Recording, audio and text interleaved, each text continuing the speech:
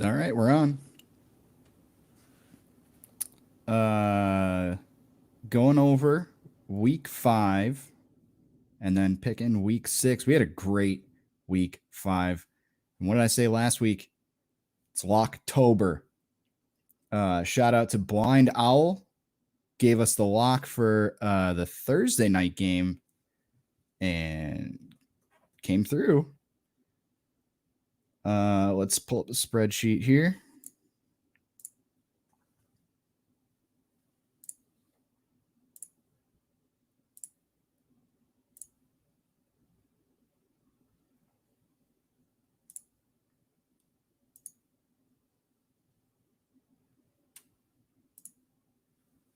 Okay. So we're 80 games in, 46 and 34, no pushes. Yeah, so based on the lines that I've been capping, there wouldn't have been any pushes then. Hitting at 57.5% now. Really nice. So these win percents here, those don't change. We do need to update this to get the pick percentages. Everything updates. So we like the home teams more, like the favorites a little bit more. Home favorites, trying to get this number down and pick them a third of the time. But hitting road dogs still at 61%. Home favorites, we get every other one.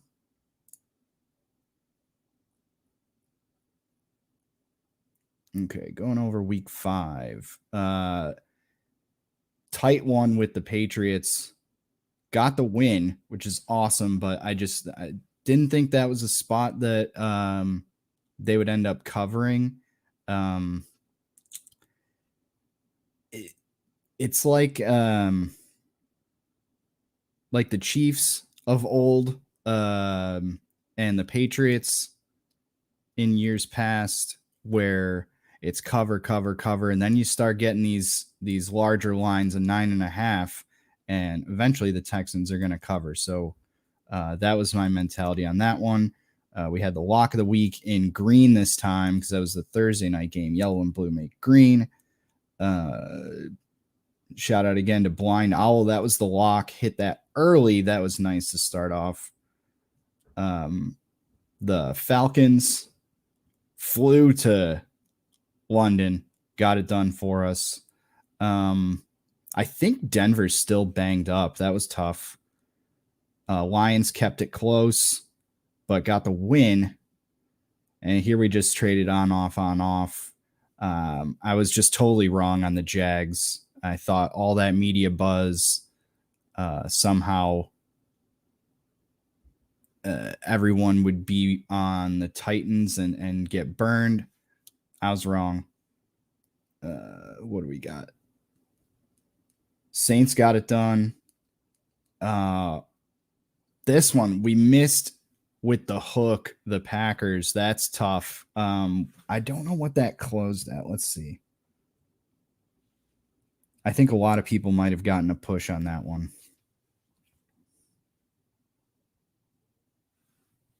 Let's see what that closed at. Yeah, 2.5. Come on. But that's the way it goes. I mean, sometimes it's in our favor and sometimes it's not. That's fine.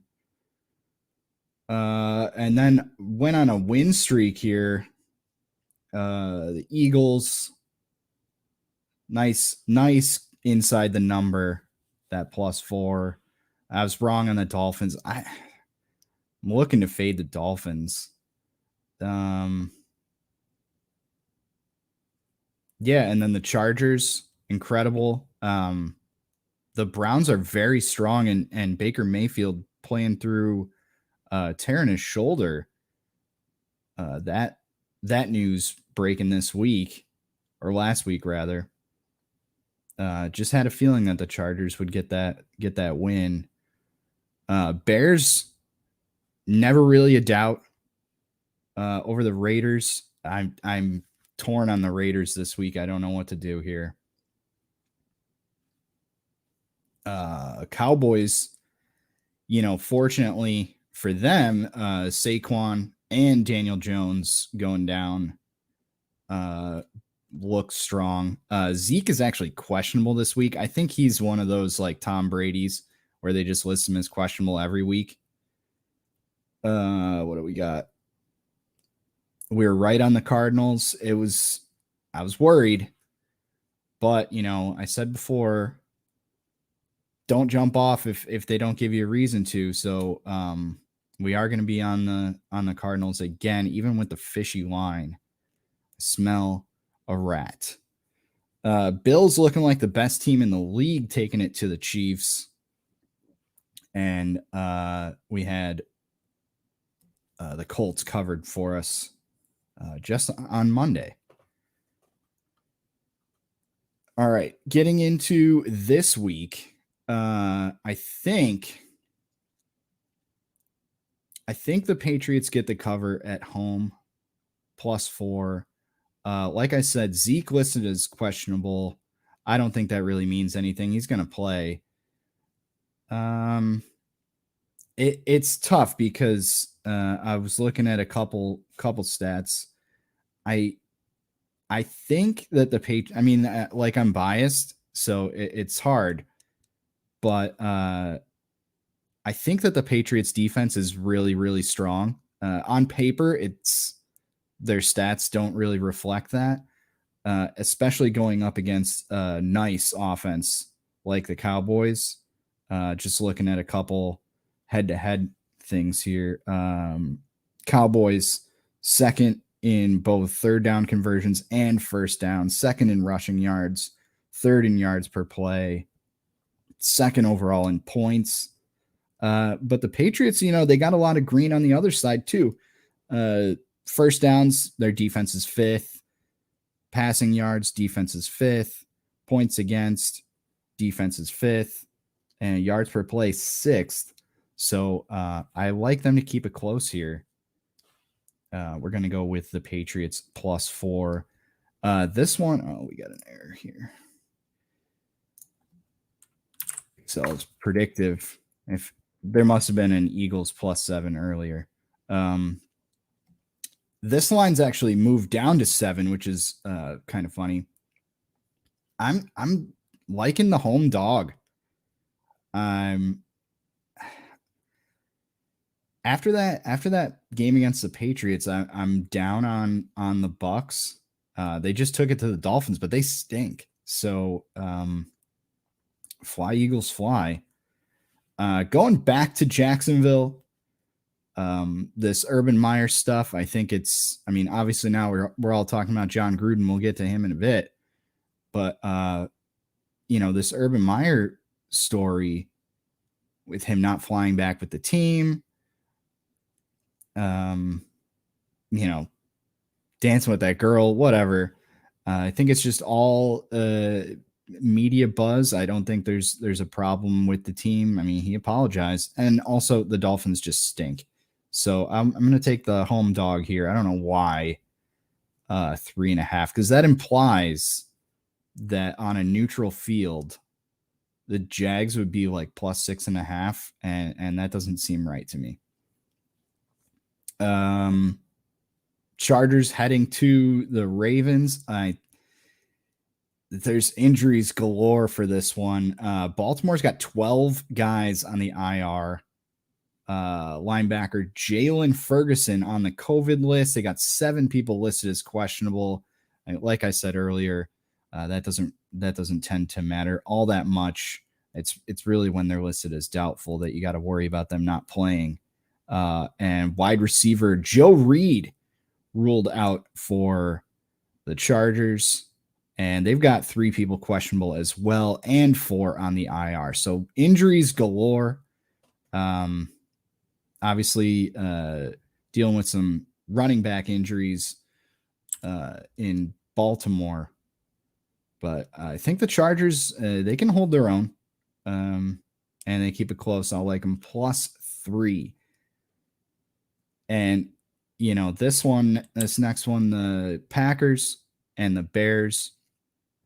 I'm so down on Aaron Rodgers. I think he's a fraud. But also, maybe the Bengals are actually decent because that game should not have gone to overtime last week. Aaron Rodgers having the talent that he has. This is historically a low scoring game. I'm going to recommend looking to the under. I mean, we only pick sides here, but I am going to recommend the under, which is currently 44.5. Definitely like the under in this game, and the Bears plus 4.5. Like I just said, I think Cincinnati might be decent. I'm not going to call them a good team, but they certainly look a lot better than last year. Solve some offensive line problems, protecting Joe Burrow. He's looking great. The Lions are having a tough time. The coach was crying. Maybe the team shows up for him after that, but I am going to take the Bengals minus 3.5 on the road. The Vikings going to the Panthers. This one's weird. The Vikings are, like I said with the Saints last week, I think they're hot and cold. I'm hoping that this is one of their hot weeks. Not much else on that one. Other than, you would think that coming off a bye, you want to take a team, right? Because they've had that rest. Historically, and I learned this from Ralph Michaels last year. Historically, teams heading into a bye, that's when you want to pick them. And Vikings do have a bye in week 7. This week, we got the Falcons, Saints, Jets, and 49ers all off. And I know that goes against my Cowboys. I'm fading them. But, it's not going to hit 100% of the time. It's just a trend. I'm going to go with the Texans again. I don't think the Colts 9.5. I guess the Colts are about similar to New England. I mean, New England was favored on the road. I like the road dog, and that's our moneymaker. What did I say? Road dog, 64%. So I like that one. The Rams at the Giants. Giants injury riddled. Rams laying 10.5. Just not much to say there. Like the Rams. I think the Chiefs get right. This is another one. They got to get right. They just got put to work by the Bills, and I think they're going to bounce back on the road against the football team. I like a -7. This one screams rat to me because the way that the Cardinals are playing, I think they definitely should be favored in this game, but Cleveland's got such a high-powered offense, putting up 42 last week. Could be a shootout. Let's see. Let's look at the total.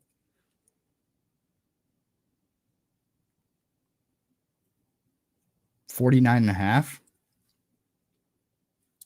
I don't know if the defenses get a ton of stops here, but like I said earlier, Kyler Murray hasn't given us a reason to jump off, so we're going to stick with the Cardinals plus 2.5, even though that screams rat to me.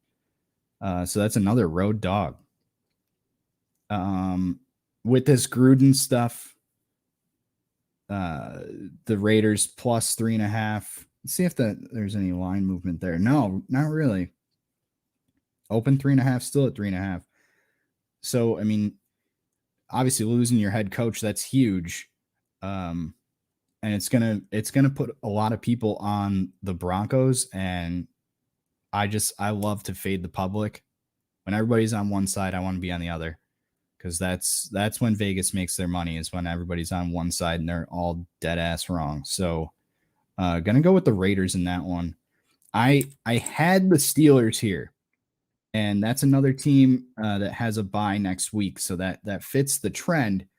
But, and I'm doing the same thing that I did with that Bears pick a couple weeks ago, where the Barstool Sportsbook was offering Bears spread plus 1985 up to $100 bet.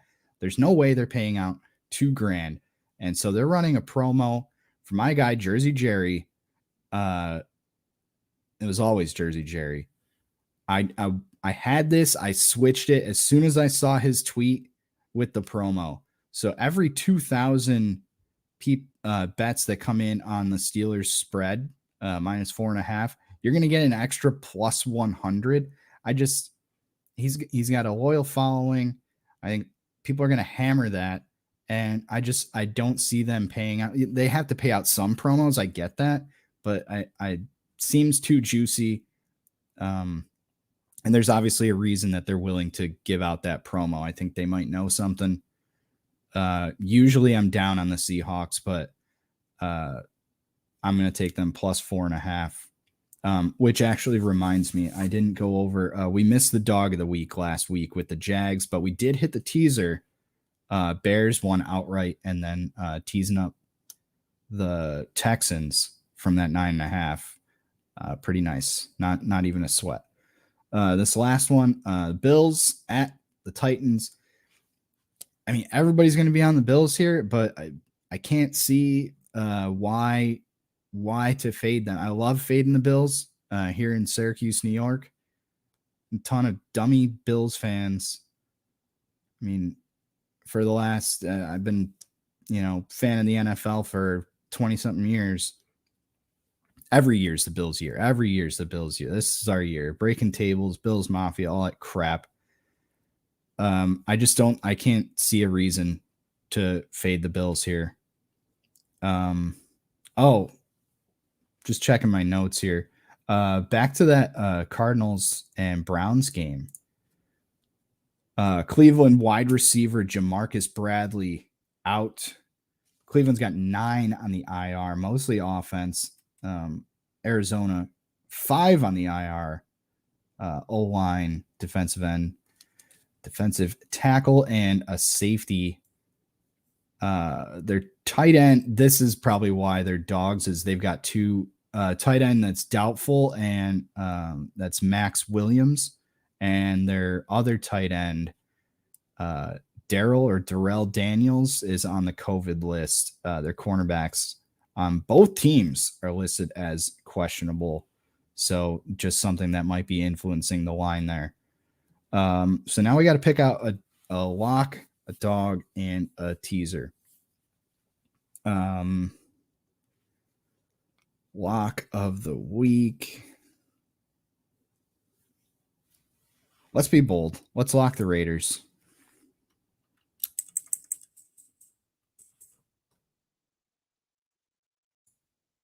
Let's be bold and lock the Raiders. Maybe getting a racist, misogynistic, homophobe out of their locker room will help the team perform better.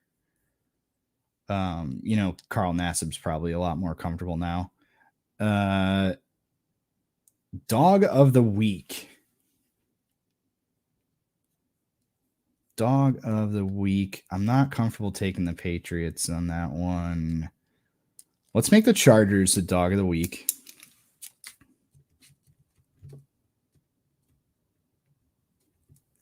And for our teaser, it's a 6-point teaser, 2 legs.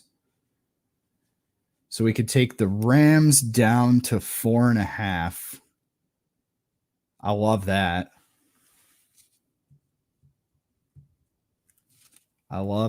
And